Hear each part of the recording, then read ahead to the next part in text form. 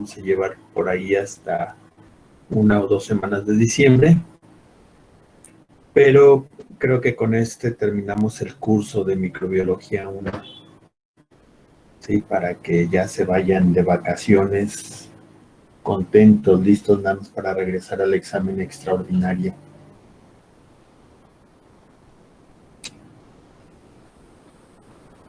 Bueno, este tema tiene que ver con los microorganismos que nosotros debemos de mantener bajo control. Sabemos que las bacterias, algunas son benéficas porque las utilizamos para generar vinos, para generar quesos, para generar yogures, para generar algunos otros alimentos. Y pues es vital que nosotros aprendamos a manejar estos microorganismos, los que nos producen un antibiótico, lo que nos producen algunos aminoácidos, los que nos producen algunas hormonas, ¿sí? Llega un momento donde la cantidad es tal que empiezan a generar incluso productos tóxicos para nosotros. Entonces, controlar a los microorganismos es vital. Si debemos de controlar a un microorganismo patógeno, también debemos de controlar a un microorganismo que nosotros utilizamos para producir algún alimento, algún medicamento.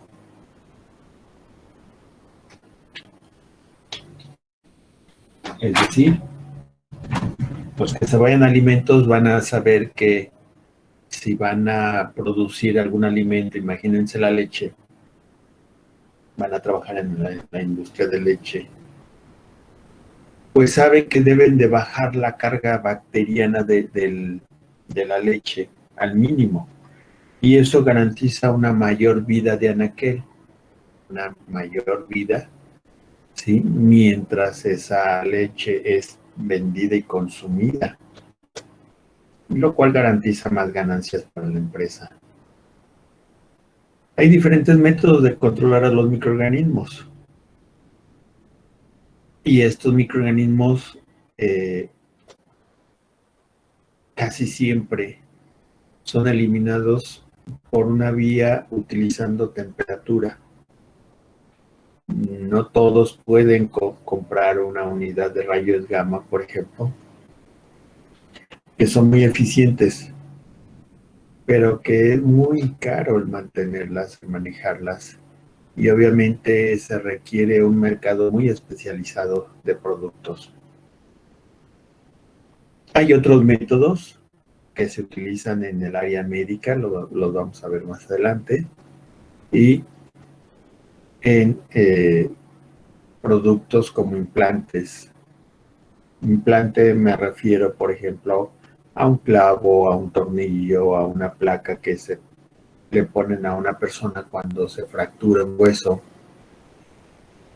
o un implante como por ejemplo un dispositivo intrauterino para evitar el embarazo, o un implante como una válvula cardíaca, etcétera. Bien, hay que recordar una cosa, las bacterias viven en todo nuestro planeta con una distribución prácticamente homogénea. No hay lugar del planeta donde no haya bacterias. Hay muchos lugares que nosotros no hemos explorado por nuestras capacidades, pero que ahí viven cientos de bacterias. Entonces, las bacterias son, digamos, los organismos que habitan este planeta de manera universal. Hasta las vaquitas más devotas, pues tienen una gran cantidad de bacterias en sus intestinos. Los lugares más bonitos, ¿sí?, están llenos de bacterias. Entonces, eso es lo normal. Hasta 1980 creíamos que en los lugares fríos, gélidos, que están por debajo de los menos 40 grados centígrados, no había vida, eran desiertos. ¡Qué equivocación! ¿Sí? ¿Por qué? Porque se empezaron a extraer estos cilindros, se empezó a perforar y se empezó a extraer estos cilindros de lodo, de material de sedimento que se encontraba en el fondo del hielo, a menos 40 grados más o menos en Groenlandia. ¿Y cuál fue la sorpresa? Que inclusive en la parte que nunca se deshiela, la parte que se le llama permafrost, hay bacterias reproduciéndose y produciendo metano. El metano, un gas de efecto invernadero, un gas que no es bueno para nosotros, es producido por las bacterias en lugares donde las temperaturas no son las más óptimas, y en este caso eh, las áreas heladas, las áreas bajo cero, ¿sí? Pues son propicias para que estos microorganismos produzcan el metano como un subproducto de su metabolismo. Vean el impacto de este descubrimiento, ¿sí? Gracias a ese descubrimiento se empezó a pensar en que la vida en, eh, en otros planetas tendría que buscarse de una manera diferente.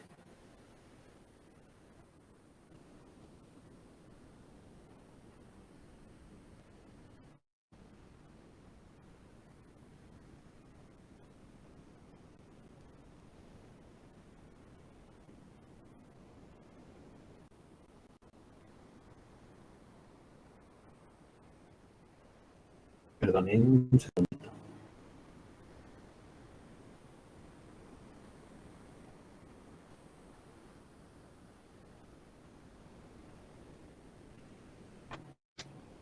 Entonces, pues esto fue lo que nos llevó a pensar que en Marte y en otros planetas tendríamos que buscar dos cosas. Uno, metano, y dos, frío. Además, quizás de un poco de agua, ¿sí? Este proyecto, GIBS 2, sentó las bases para la búsqueda de la vida en el universo, porque gracias a ello se empezó a descubrir que lugares que contienen una gran cantidad de metano podrían albergar vida, que quizás ese metano es producido por bacterias que viven en algún lugar, ¿sí? A bajas temperaturas. Entonces, por ejemplo, hay lunas como Titán, ¿sí? Que tienen esas características y que ahora están pensando que podrían ser ahí donde se debe de buscar la vida. Vida bacteriana, claro, no un aliens, no un ser parecido a nosotros. Y eso es porque la vida se ha encontrado en lugares donde se creía que no podía existir. Por ejemplo, los geysers, las chimeneas marinas. Los geysers, aquí tenemos uno de los geysers de Yellowstone, acá en Estados Unidos, donde se creía que no existía vida, y luego alguien empezó a estudiar, bueno, ¿y por qué es blanco eso que se ve ahí?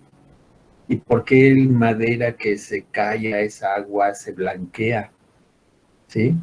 Y empezaron a sacar pozos y empezaron a descubrir que eran bacterias las que se estaban replicando ahí y daban ese color blancuzco. O acá en el Golfo de México, en la placa de Cocos, entre Colima y Guerrero, Colima, Michoacán y Guerrero, hay un segmento de tierra que tiene una gran cantidad de chimeneas marinas. Y en esa misma época de los 80 se empezaron a mandar sondas no tripuladas, sondas, cápsulas de acero que llevaban cámaras, y empezaron a descubrir que en ese lugar, además de las chimeneas, había vida. Estos pepinos marinos, estos animales marinos, estaban viviendo cerca de las chimeneas y tomaron muestras y se encontraron que había una gran cantidad de bacterias que resistían las altas temperaturas del agua cerca de las chimeneas, pero que además se alimentaban de un producto altamente tóxico, el dióxido de sulfuro, o dióxido de azufre, mejor dicho. Este dióxido de azufre, recuerden que es uno de los aceptores finales de hidrógenos en la fosforilación oxidativa, y eso le permite a las bacterias nutrirse, ¿sí?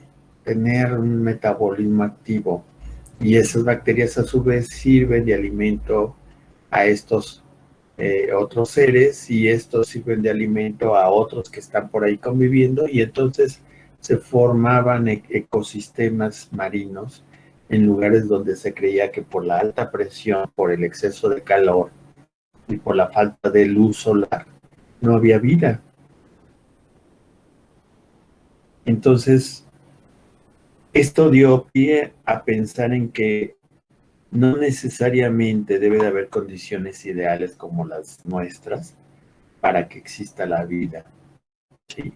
Hay que recordar que una gran cantidad de bacterias pueden vivir en altas temperaturas, en ambientes muy extremófilos, ¿sí?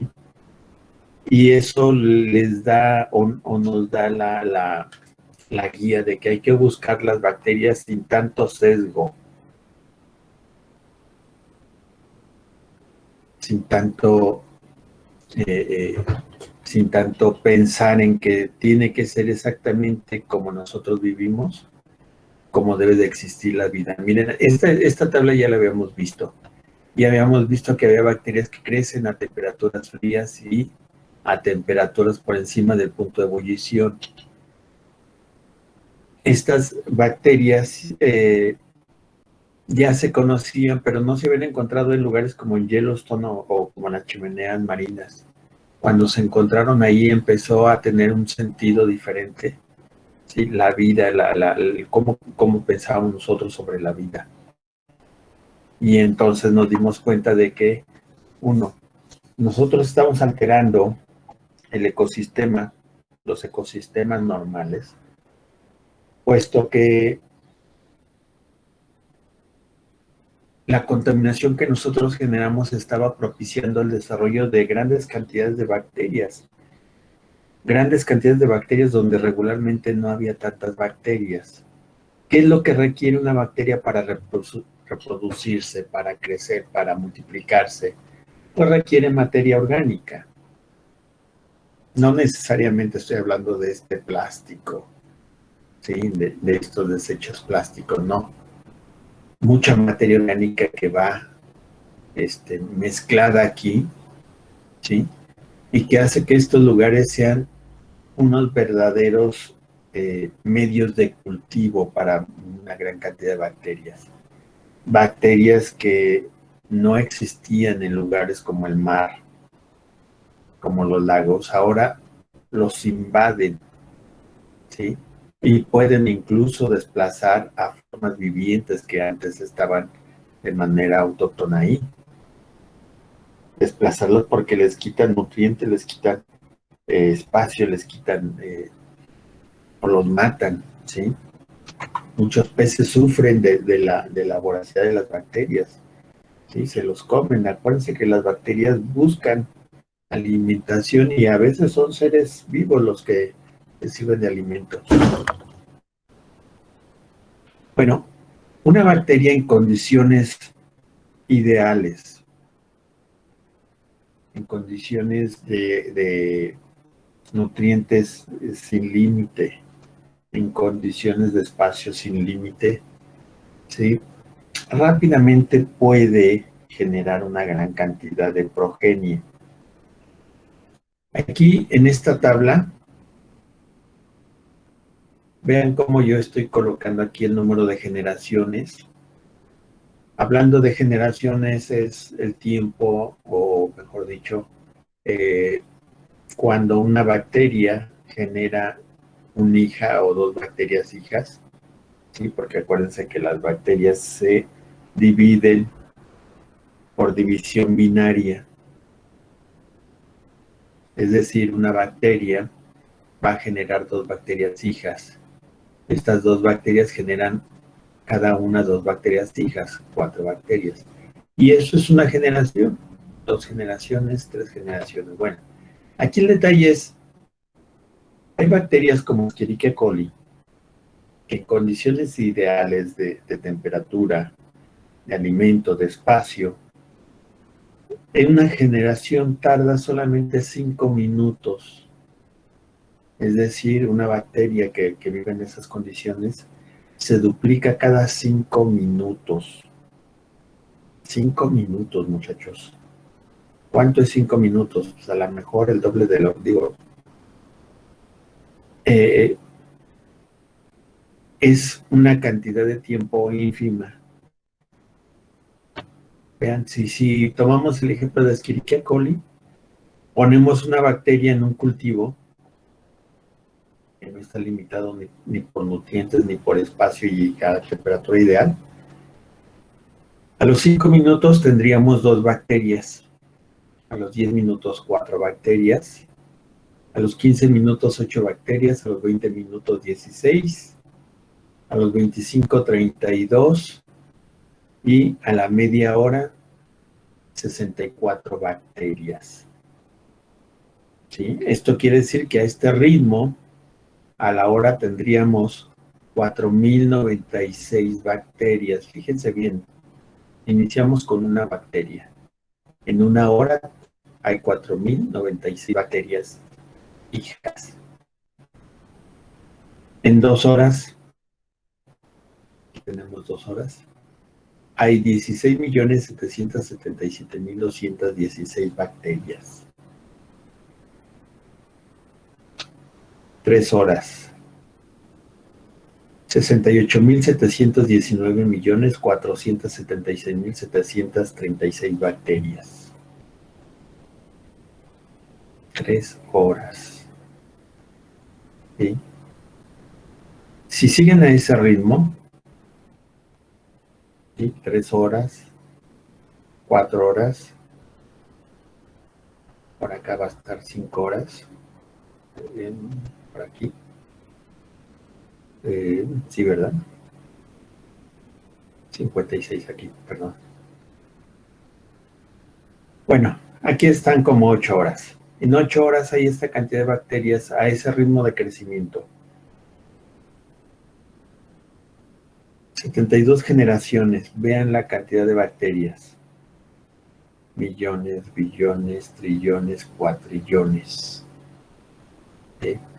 Una sola bacteria que tuviera las condiciones de temperatura y nutrientes ideales y sin limitación de espacio, en cuestión de 72 horas, no 72 generaciones, 72 horas, el volumen que ocuparía la masa de esas bacterias sería equivalente al volumen que ocupa actualmente la Tierra.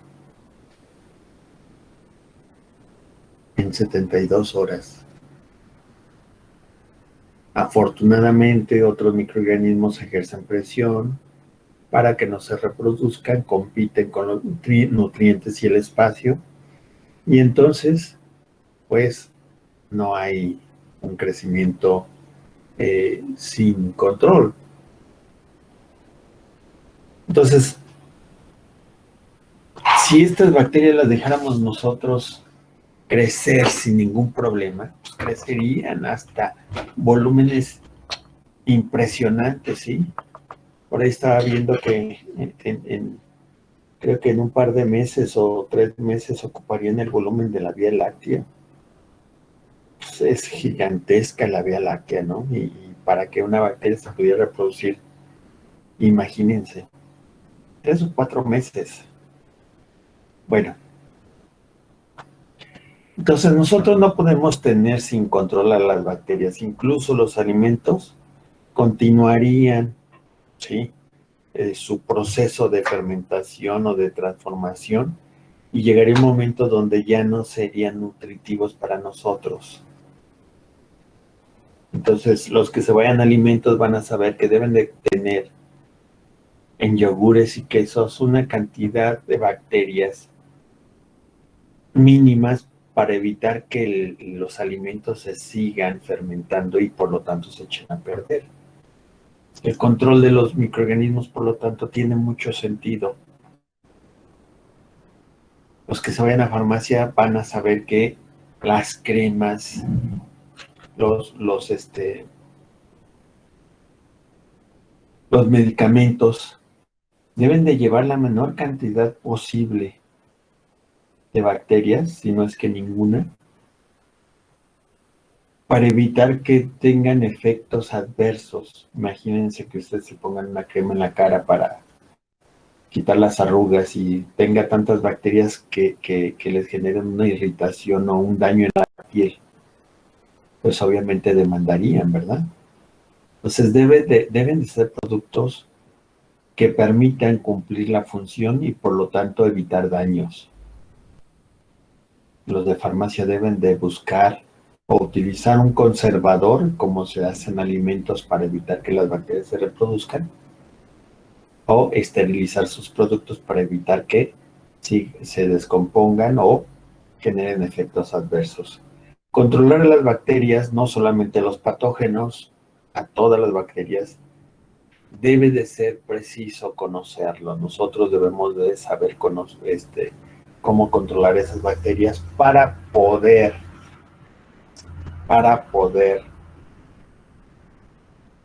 ser buenos profesionales. Y bueno, mire, tenemos dos tipos de métodos para controlar las bacterias, los métodos físicos y los métodos químicos. Físicos, pues el calor, la presión, la radiación, son métodos que podemos utilizar para controlar a las bacterias. Ahorita vamos a ver algunos ejemplos. Químicos, pues tenemos los antisépticos, los desinfectantes y los antibióticos. Y también vamos a ver algunos ejemplos. Entonces, estos dos tipos de métodos nos sirven a nosotros para controlar a los microorganismos. Vamos a ver el primer método que se utilizó, que es la ebullición. Es el uso del calor, el agua caliente. ¿Sí? El calor por encima de los 72 grados elimina una gran cantidad de bacterias, mata una gran cantidad de bacterias. Estas temperaturas, este método, ¿sí? ayuda, siempre ha ayudado, siempre lo han conocido desde mucho tiempo, para disminuir la cantidad de bacterias. No las elimina completamente. 72 grados es una temperatura insuficiente para matar el 99% de bacterias. 99% de bacterias, pues, es la mayoría, ¿verdad? Pero vean, lo utilizaron nuestras abuelitas. Yo recuerdo, yo viví mucho tiempo en La Piedad.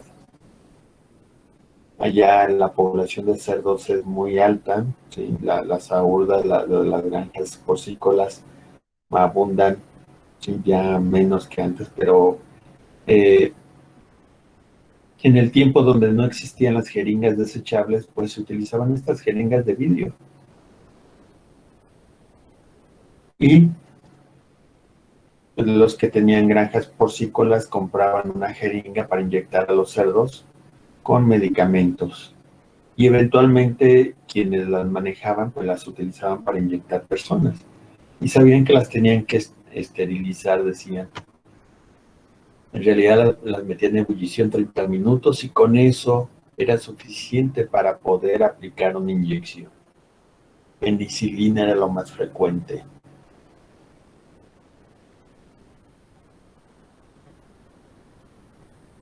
Estas inyecciones, por lo tanto, con estas agujas, que eran agujas gruesas, no como las que tenemos ahora de diferente calibre, no eran agujas gruesas, esas dolían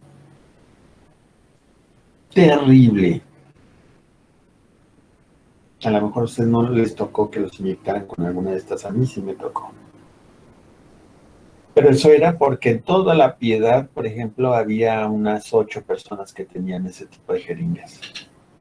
Y casi todos eran porcicultores. Cuando los farmacéuticos, cuando la gente de las farmacias empezó a comprarlas, ¿sí?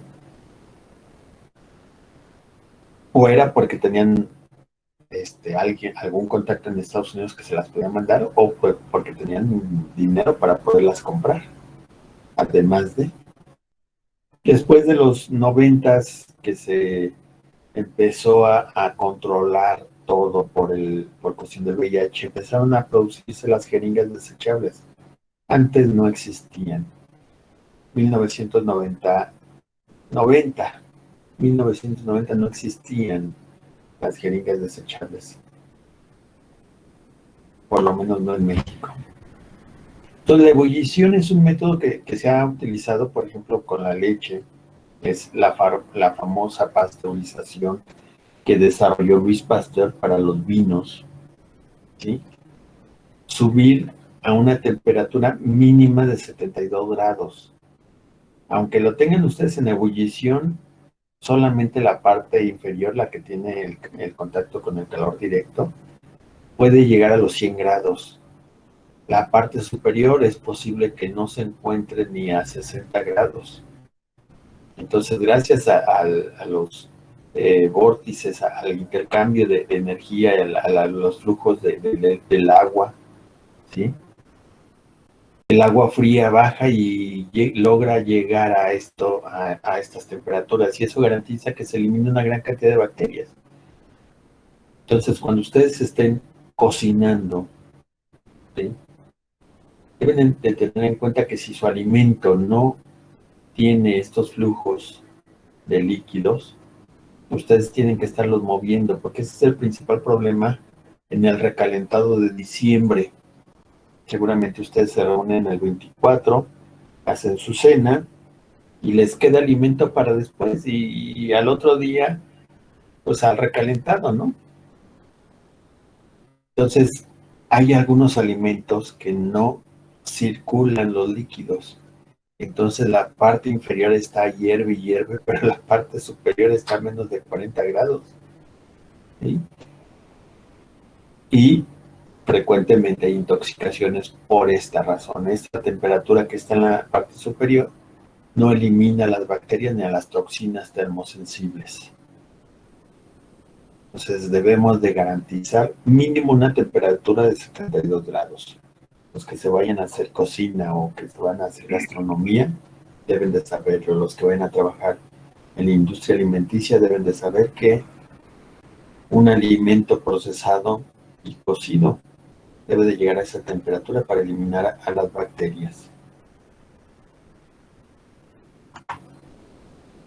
¿Qué sucede con la temperatura? ¿Qué les sucede a las bacterias con la temperatura? Bueno, pues primero hay que ver qué es lo que sucede con las proteínas. Las proteínas son las más termosensibles. ¿Por qué? Porque hay que recordar que las proteínas son de dos tipos. Las estructurales, que son proteínas lineales, ¿sí? que sirven de soporte, y las globulares, que tienen una forma de bolita, y tienen esta forma gracias a los puentes disulfuro, a los puentes de hidrógeno, a los enlaces por energía de Van der Waals, ¿sí?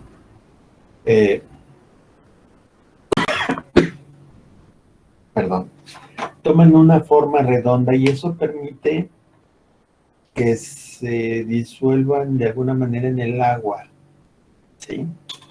Que estén disueltas en el citoplasma, que se puedan mover esas proteínas. Las proteínas estructurales definitivamente no se mueven.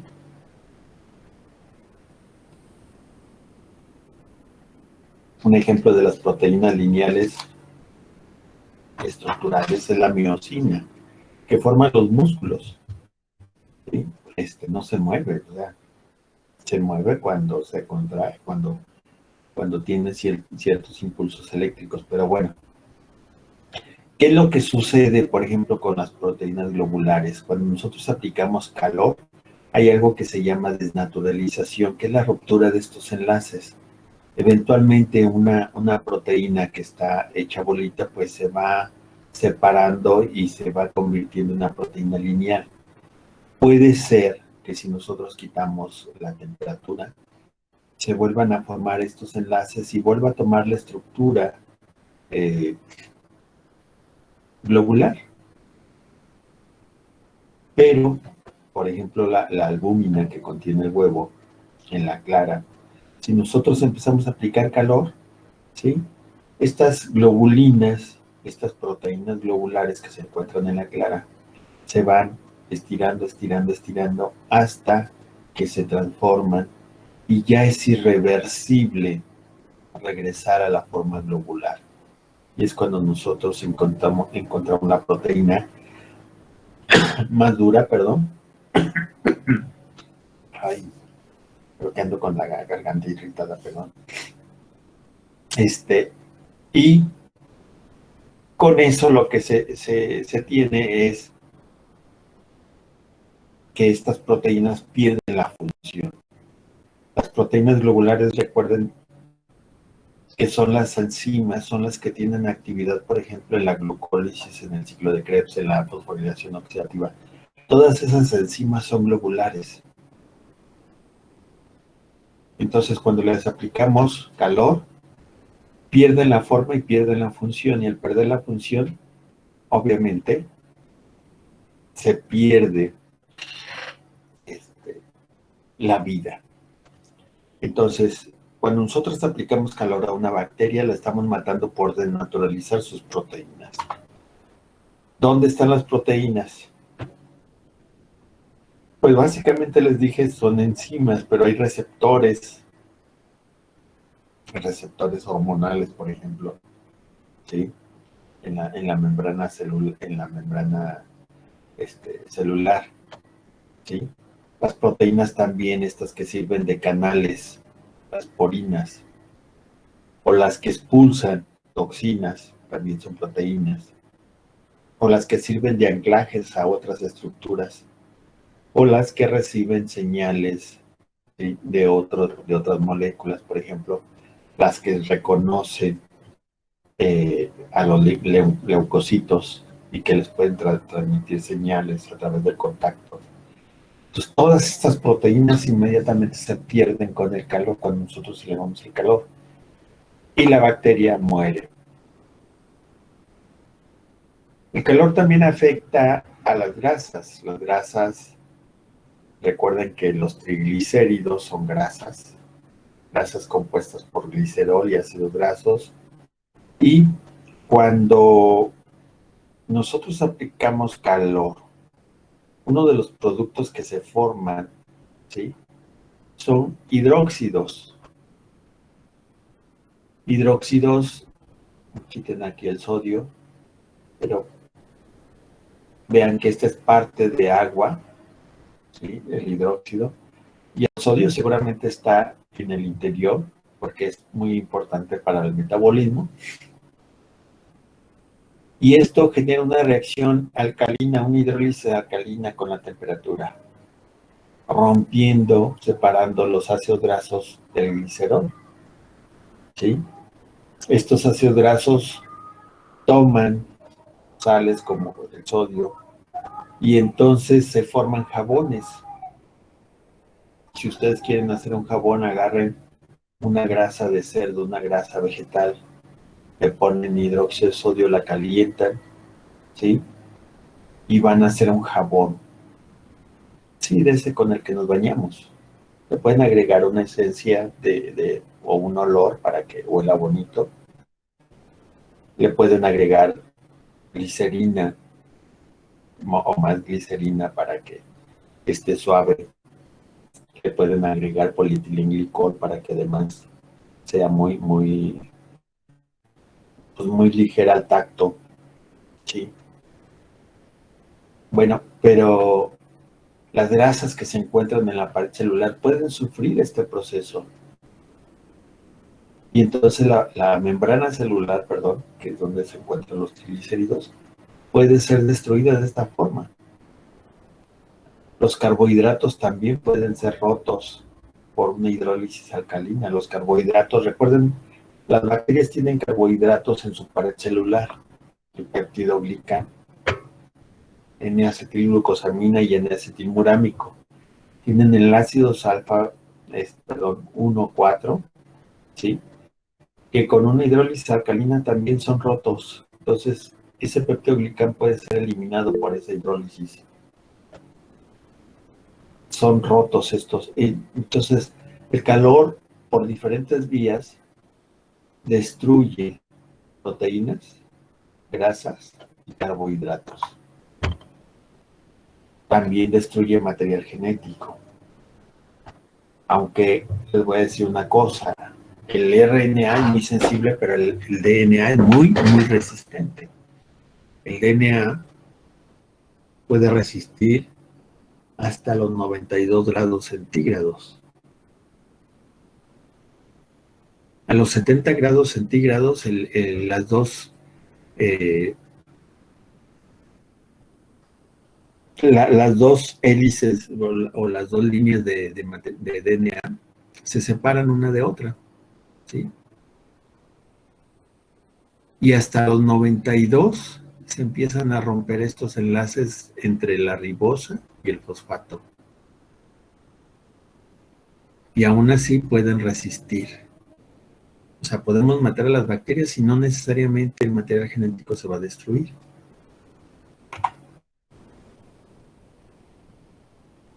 Cinéticamente, si nosotros tenemos una temperatura mínima menor de 8 grados, las bacterias entran en un stand-by, ¿no? Pero a medida que vamos nosotros elevando la temperatura, también las bacterias empiezan a activar su metabolismo. Llega un punto donde la temperatura es la óptima para que la bacteria se multiplique, se replique, se divida. Pero después de esto hay una temperatura que va eliminando a las bacterias hasta llegar a un punto donde elimina prácticamente todas las bacterias. En este caso estoy hablando de que este punto son 72 grados para las mesofílicas, para esas bacterias que nosotros sabemos que crecen a una temperatura promedio de 35 grados, ¿sí? Aunque pueden morir algunas a 40 grados, muchas de ellas solamente están en stand-by. Recuerden que si quitamos la energía, si quitamos el calor, algunas de las proteínas pueden volver a tomar su forma original globular.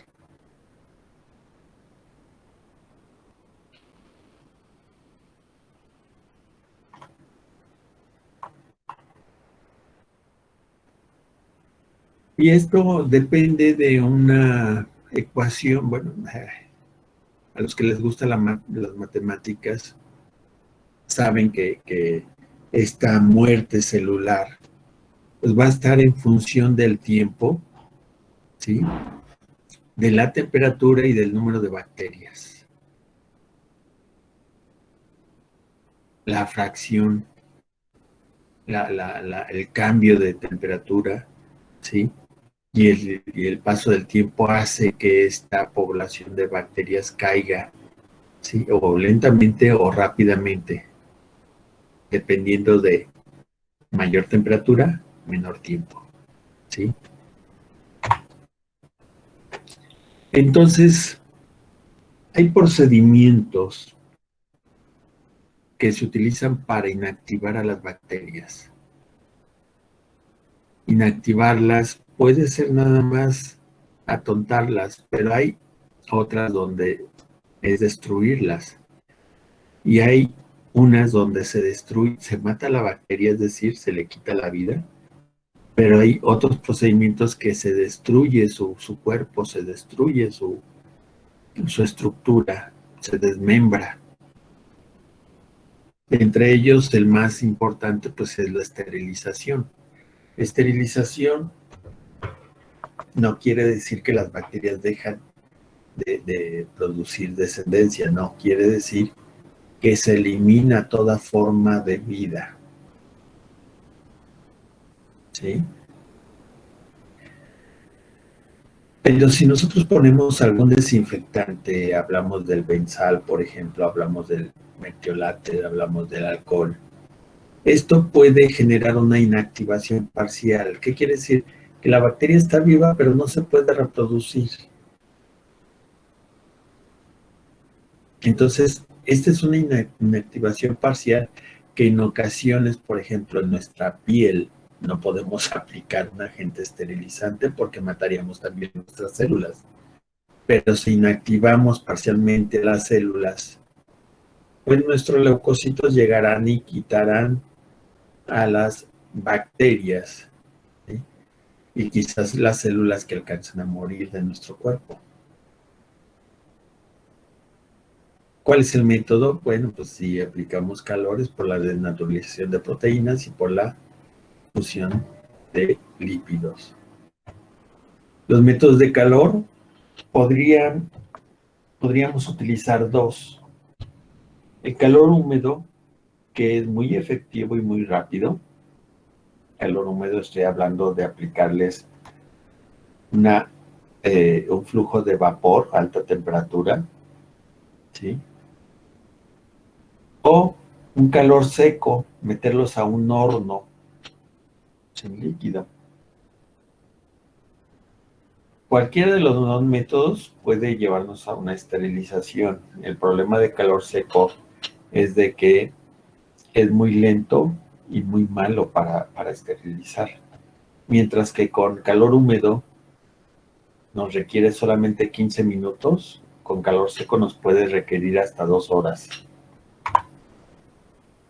El calor húmedo se utiliza en autoclaves, en ollas de presión. El autoclave es el equivalente a una olla de presión automática. En el interior de esta olla de presión o de esta autoclave se calienta el agua a una temperatura por encima de los 100 grados centígrados, 115, 120 grados aproximadamente, hasta 130. Y eso se logra por el incremento de presión. Regularmente aplicamos 15 libras de presión, ¿sí? Cuando logramos aplicar estas 15 libras de presión, 20 libras de presión, el agua permanece líquida en su mayor parte. Y una parte de vapor, que es la que se genera, se encuentra por encima de los 100 grados centígrados. Les comento, regularmente 110, 115, 120 grados. 130 en algunos casos para esterilizadores hospitalarios. ¿En qué se utiliza el calor húmedo? Se utiliza para esterilizar medios de cultivo. En los laboratorios clínicos lo utilizamos para preparar los medios de cultivo para buscar bacterias patógenas. Se utiliza para esterilizar material quirúrgico. Algunos metales son sensibles al agua, entonces no todo el material quirúrgico se puede esterilizar con vapor. Y en la industria alimenticia, por ejemplo, para algunas conservas, leches y algunas bebidas. La tindilización es un proceso que casi no se utiliza. Tomó fuerza hace algún tiempo en África, en donde existen oasis en medio del desierto y donde ahí, obviamente, por el sol, la temperatura, pues el calor es un buen ayudante cuando llegan a unos oasis donde han muerto animales, donde hay plantas en descomposición y el agua tiene una gran cantidad de microorganismos patógenos. ¿Qué es lo que hacen? En botellas simples de refresco se embotella el agua de esos lugares y se deja sobre la arena a que el calor solar la caliente. Eso hace que se eliminen todas las formas de bacterias vegetativas. Si la dejan todo el día, pues esas bacterias prácticamente mueren. Por la noche el agua empieza a enfriar, ¿sí? Y si hay esporas, algunas de esas esporas empiezan a germinar. Al otro día, nuevamente con el calor del sol, ¿sí? Las esporas que ya germinaron generan bacterias vegetativas que otra vez por el calor solar, ¿sí? Son eliminadas. Al término de 48 horas tenemos un agua libre de bacterias bebible, sí, que sabemos que no nos va a enfermar. Bueno, no por bacterias, quizás por algunos otros productos tóxicos y químicos sobre todo. Pero este es el proceso de tindilización.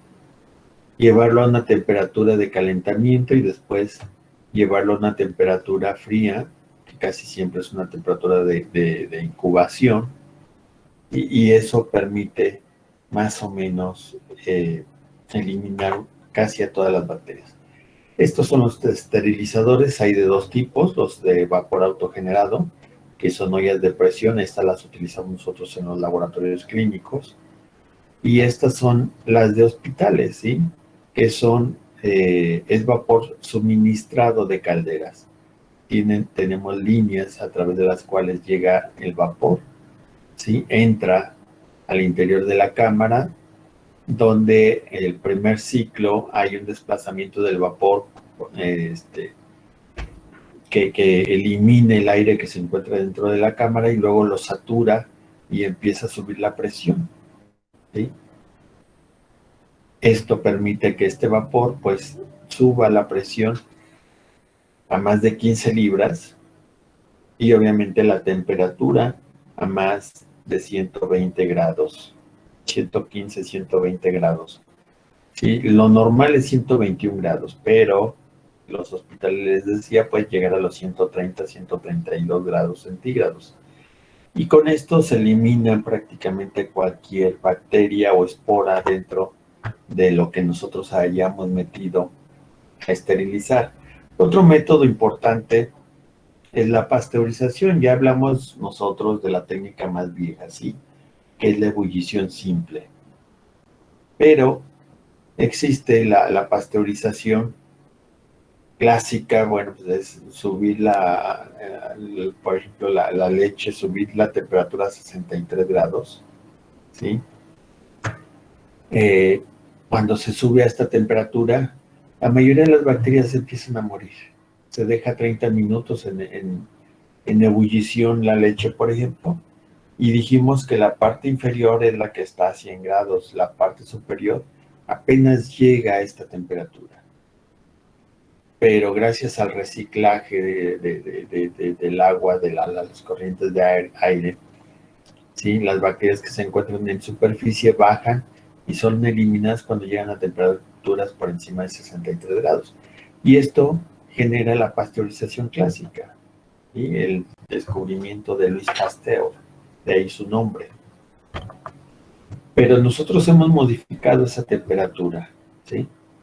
Por ejemplo, hay una pasteurización instantánea donde consiste en calentar los líquidos a 72 grados por 15 segundos. Es decir, imagínense que la leche la pasan a través de un tubo, el cual es expuesto a una resistencia o a una flama que sube la temperatura del líquido que va fluyendo a cierta velocidad por el interior hasta 72 grados. Y después la enfrían, pasa a una parte donde el tubo está enfriado por un radiador, ¿sí? A unos 20 grados, a unos 10 grados. Entonces la temperatura de estar a 72 baja aproximadamente a 20 grados centígrados. Y eso mata rápidamente a la mayoría de las bacterias, ¿sí? Deja muy pocas vivas y permite que el sabor, el color y la consistencia de los líquidos que nosotros estamos pasteurizando no se pierda, ¿sí? Esto obviamente tiene que ser flujo continuo. ¿Qué significa? Que va a pasar a través de un tubo, ¿sí? Primero al calentamiento y después al enfriamiento en un flujo continuo. ¿Sí? A esto es a lo que se le conoce como pasteurización instantánea. Y luego viene bueno, esta es la pasteurización normal, la ultrapasteurización. ¿Sí? Esta ultrapasteurización lo vimos al inicio como pulverización, ¿sí? Esterilizar por calor húmedo a 135 grados a 150 por unos 2 segundos. Es igual que esto. La ultrapasteurización consiste en que por un filamento, un tubo muy delgado, se llega a subir la temperatura del líquido a 138 grados por un par de segundos. Un par de segundos. Esto hace que la temperatura del líquido llegue por encima de los 80 grados, pero inmediatamente es proyectado a una plancha que está a menos 20 grados centígrados, entonces la temperatura baja bruscamente de 80 grados a 1 grado.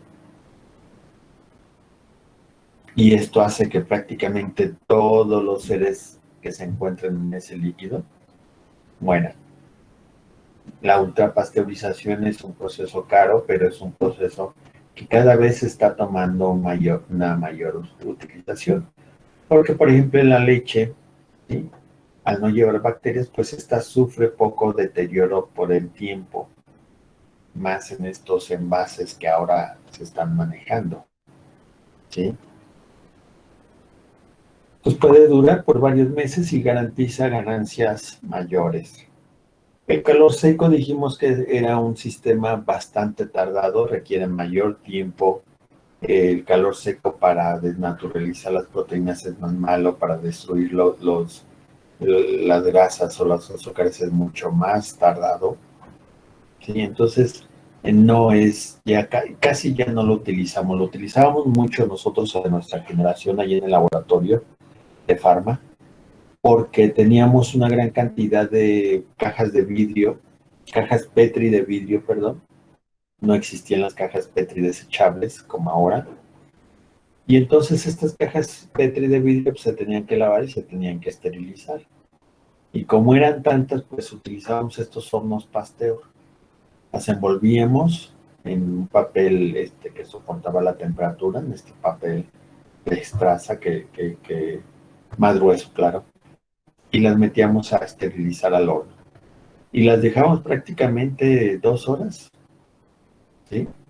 Obviamente este calor no sirve para productos plásticos, por ejemplo, no sirve para materiales que son sensibles al calor. Sí, para la esterilización con vapor no metemos algunos metales porque son sensibles al agua, ¿sí? Pues aquí también tenemos que tener cuidado, no se puede utilizar para cualquier cosa. Se puede utilizar para las asas de siembra. Las asas de nicromo se calienta, por ejemplo, el asa directamente en un incinerador o se mete al mechero y eso elimina las bacterias, esteriliza el asa, pero no se pueden esterilizar muchos productos, las sondas que se utilizan en cirugía, por ejemplo, los catéteres, esos no se pueden esterilizar prácticamente ni por vapor ni por calor seco.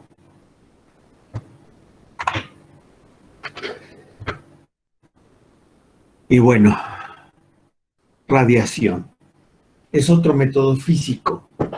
Ya sabíamos nosotros que dentro del espectro del radioeléctrico, pues existe el espectro visible, lo que nosotros podemos ver, que va desde un ultravioleta cercano a un infrarrojo, ¿sí? Todo esto es lo que nosotros podemos ver. Pero de aquí para atrás hay un ultravioleta, ¿sí? Más o menos 240 nanómetros, que es muy letal para la vida.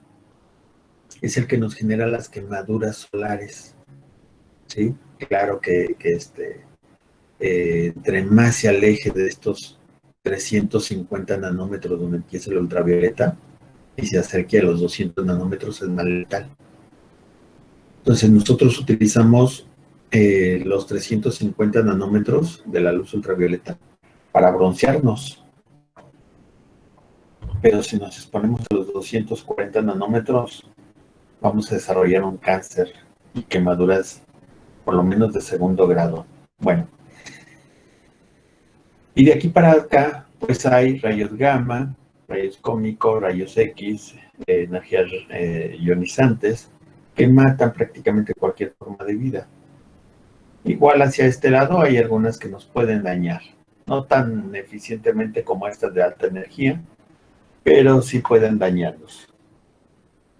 La luz visible de entrada puede eliminar algunas bacterias. La luz visible tiene, al tener una pequeña proporción de luz ultravioleta, puede estar matando algunas bacterias.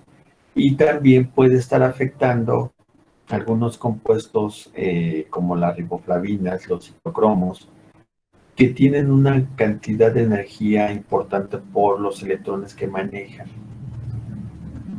Los citocromos, recuerde que son las proteínas de la fosforilación oxidativa, los que van generando ese potencial de hidrógenos. Bueno, imagínense que los sobrecargan y los queman, y entonces, con la luz solar, perdón, y entonces pues se deja de producir ATP. Letal para la vida, claro. ¿Sí? Bien.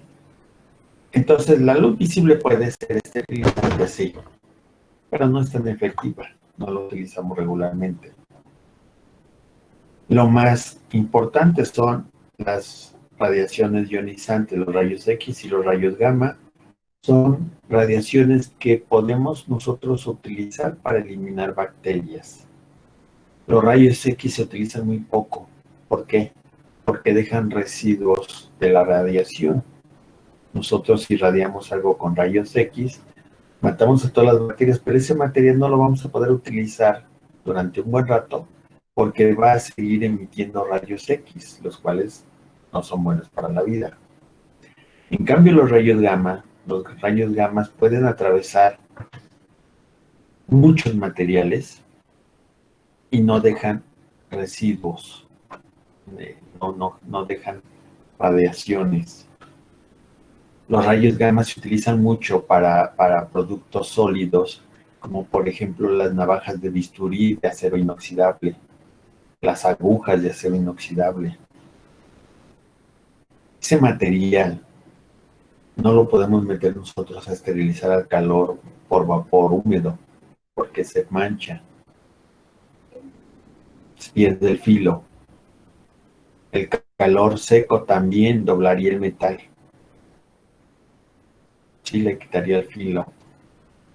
Pero por rayos gamma, simplemente, por ejemplo, Becton Dickinson, que es una empresa que produce jeringas, ellos moldean el plástico, hacen la jeringa de plástico, ¿sí? Lo embonan las piezas, le ponen la aguja de acero inoxidable, ¿sí? Su capuchón, lo cierran, es decir, lo empaquetan con el empaque primario y luego lo meten a cajas, en el empaque secundario, y luego hacen montones y los llenan con cinta para transporte, ese plástico con el que juntan varias cajas para poderlos transportar.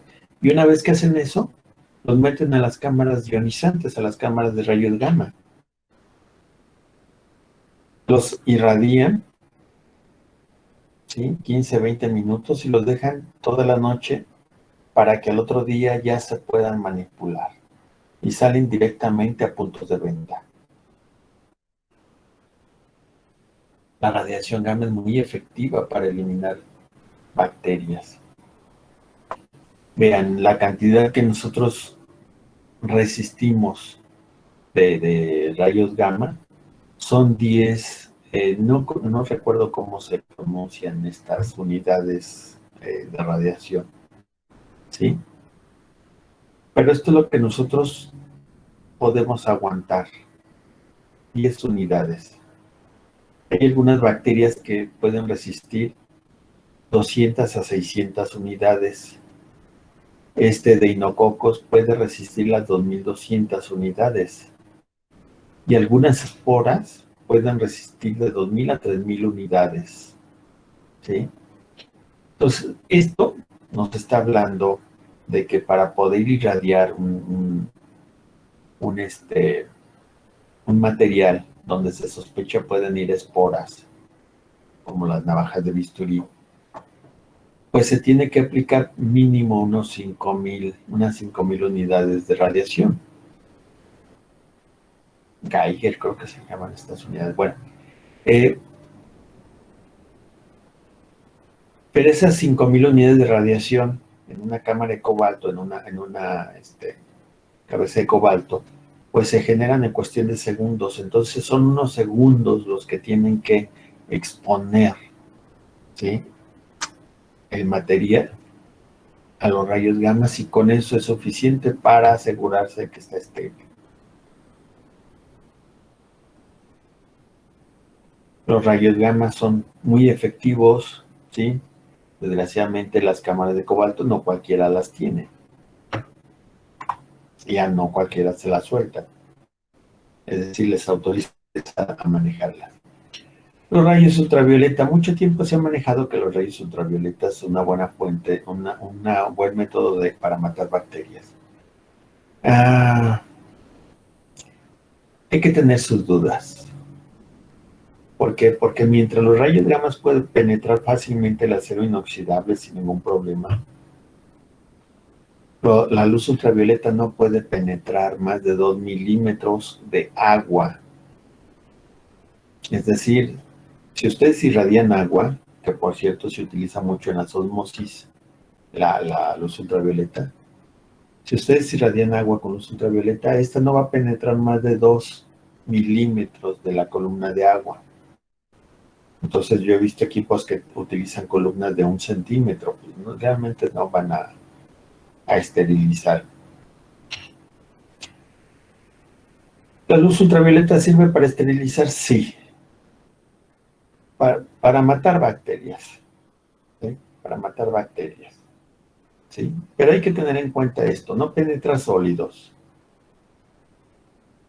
y tiene poca penetración en líquidos, lo que les comentaba ahorita.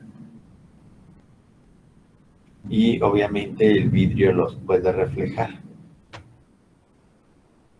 Sí, puede hacerlas de espejo el vidrio y en vez de permitirles el ingreso, lo elimina, ¿no? Entonces, hay que tener cuidado con la luz ultravioleta. Las lámparas, por ejemplo, que se utilizan deben de manejar mínimo esta longitud de onda, 254 nanómetros. Nosotros, si nos vamos al antro, hay una luz que le llaman luz negra, que maneja 360, 370 nanómetros. Es esa que cuando nos ponemos abajo, si llevamos una camisa blanca, pues resplandece, ¿no?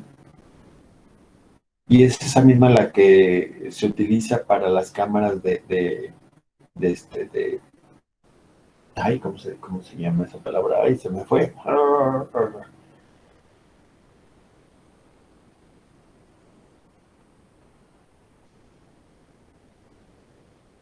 Ay, se me fue.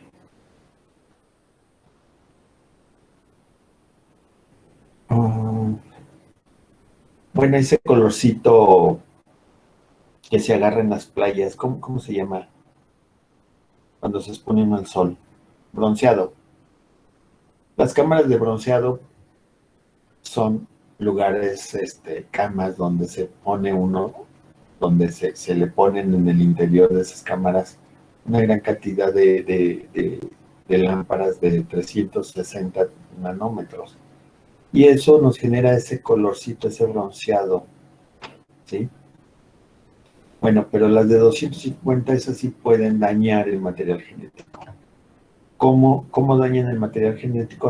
Regularmente separan los nucleótidos, ¿sí? Separan los enlaces disulfuro, los enlaces por energías de Van der Waals, ¿sí? Y eso genera mutantes que regularmente mueren. Se utiliza en hospitales y laboratorios, sí. ¿Cuándo? cuando se pueden dejar exponiendo durante periodos muy largos, ¿sí? A estas radiaciones. En los hospitales, por ejemplo, hay robots que tienen una gran cantidad de lámparas de UV, de luz ultravioleta de esta longitud de onda, y las meten dentro de los cuartos de las unidades de terapia intensiva y los dejan allí entre 2 y 3 horas. Ojo, esto lo tienen que hacer por la noche. Por la noche. ¿Por qué?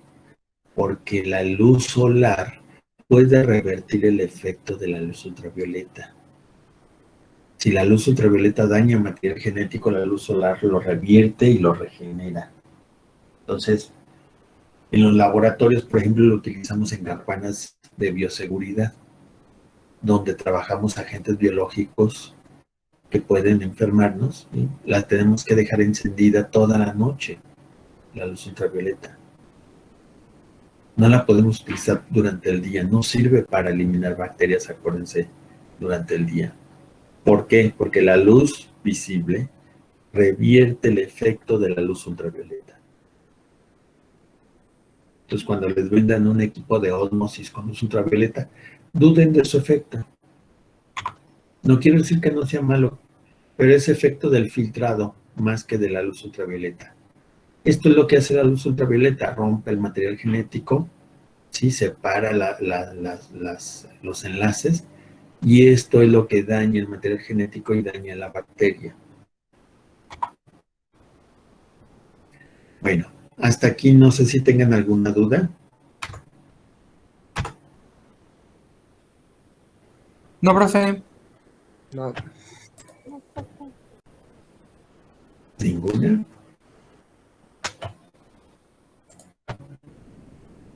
Creo que no, profe. Bueno, vamos a dejarle hasta aquí. Sí, son los métodos de control de bacterias. Ahorita vimos algunos métodos físicos. Vamos a seguir la siguiente clase con otros métodos para mantener las poblaciones bacterianas. Y después vamos a ver los métodos químicos de control de bacterias. Si no tienen dudas, lo dejamos hasta aquí, muchachos, y nos vemos. Nos tocaría el viernes, ¿verdad? Sí, profe. Ok, nos vemos entonces el viernes, ¿sale? Gracias, profe. Profe, que esté bien. Gracias, Gracias. profe. Gracias, Hasta maestro. luego.